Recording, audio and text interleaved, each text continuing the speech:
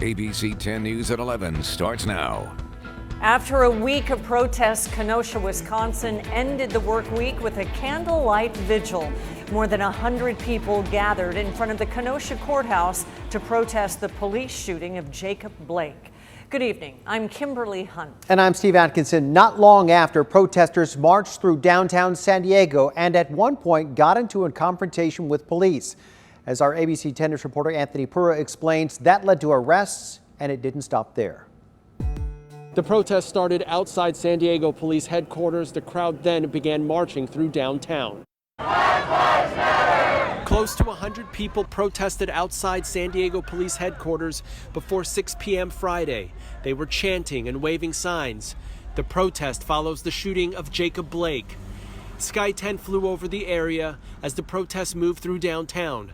Protesters called for racial justice and an end to police brutality. At one point, Sky 10 caught an exchange with police. Officers were seen bringing someone to the ground. Before 7 p.m., San Diego police tweeted someone sprayed a chemical irritant spray at a line of officers, and in response, 4 people were arrested. The protest continued into the night. A crowd was seen gathered outside police headquarters.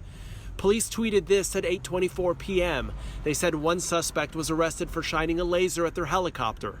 At 8:51 p.m., another tweet.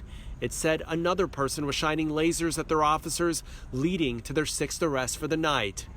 Anthony Pura, ABC 10 News. And in just the last hour, San Diego police also tweeted 3 more people had been arrested. They say that one person punched an officer and 2 others tried to interfere with their arrest. Today, Kenosha's police chief tried to explain to reporters why shooting suspect Kyle Rittenhouse was able to walk past officers and leave the scene at a protest Tuesday night. The 17-year-old is accused of killing 2 people and injuring a third.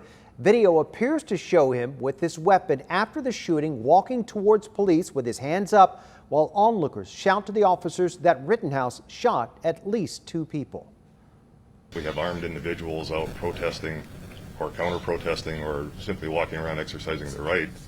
Will put their hands up. So that's not, it might have been abnormal 2 weeks ago. It's no longer abnormal. Rittenhouse turned himself into the Illinois Police Department and is awaiting extradition to Wisconsin. He is charged with first-degree intentional homicide and attempted homicide. And it's news they've been waiting to hear. Many San Diego businesses are being given the green light to reopen as early as Monday. This afternoon, the governor unveiled a tiered system for reopenings. ABC 10 News reporter Jennifer De La Cruz sorts out exactly what can open here with restrictions. The state of California giving their reopening plan a complete makeover, switching from a watch list system to a color-coded guide based on a county's number of new cases and positivity rate. This process is, again, quite simple. You have 4 tiers, 4 colors. Those tiers attach to specific capacity within sectors where those sectors can open up with modifications. Purple is the widespread tier and also the most restrictive. Red is where San Diego County falls and is considered substantial. Orange is moderate, yellow is minimal. Under the red tier, San Diego is allowed to reopen some businesses indoors with modifications. Retail has a 50% capacity limit. Restaurants and places of worship have a 25% capacity limit, or 100 people. Hair salons, barbershops, and personal care services can also open indoors with modifications.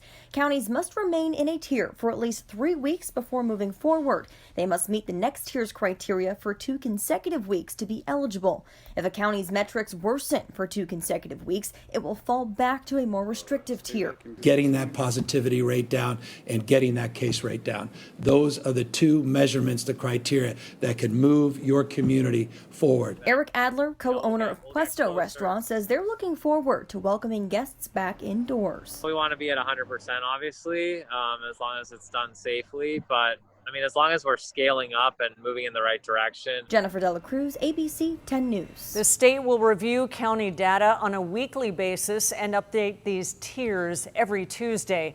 The new system goes into effect on Monday, and the Air and Space Museum in Balboa Park has already announced it will reopen at 10 a.m.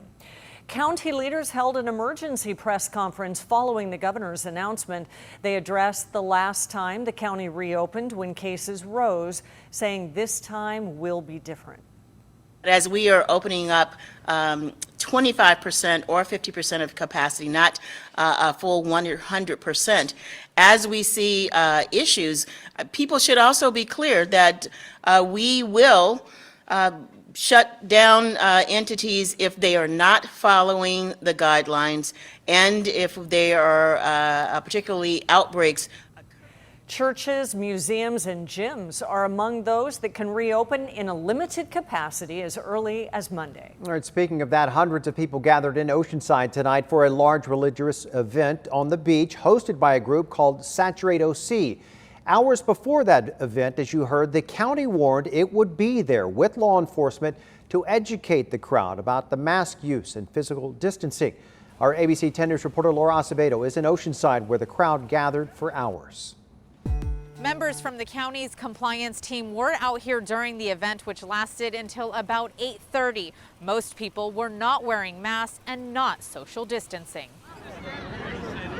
Saturate OC hosted its first event in San Diego County Friday in Oceanside, the group known for large religious gatherings on the beach in Orange County. With people not having a place to gather and go to church and worship, people are coming and they're encountering God's presence and then they're telling their friends, and so there's kind of this ripple effect thing that's happening.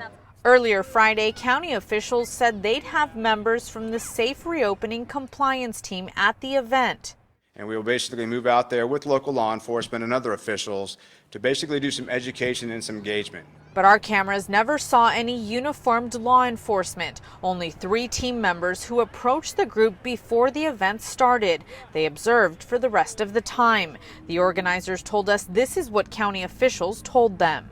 Try to encourage mask wearing and social distancing and stuff like that, but we do that every week. Our cameras saw only a few people wearing masks and the crowd standing in a tight circle. When asked if they worried about anyone getting COVID-19 at the event, the organizers told us this. If you've gotten COVID this summer, whether it's from Saturate or anything, let us know, and we want to cover your medical bills and help take care of you. And what was actually crazy is we didn't get one report of one person getting COVID this entire summer that has been at Saturate.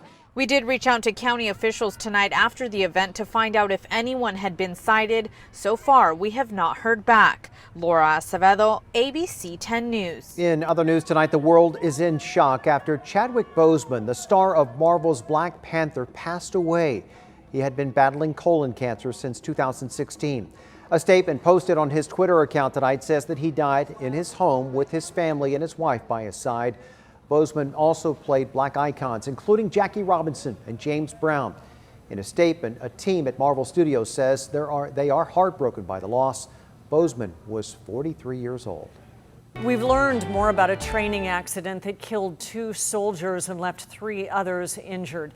We first brought you this story as breaking news last night at 11, and tonight the Department of Defense confirmed a Black Hawk helicopter crashed near San Clemente Island about 7 o'clock yesterday. The cause is under investigation.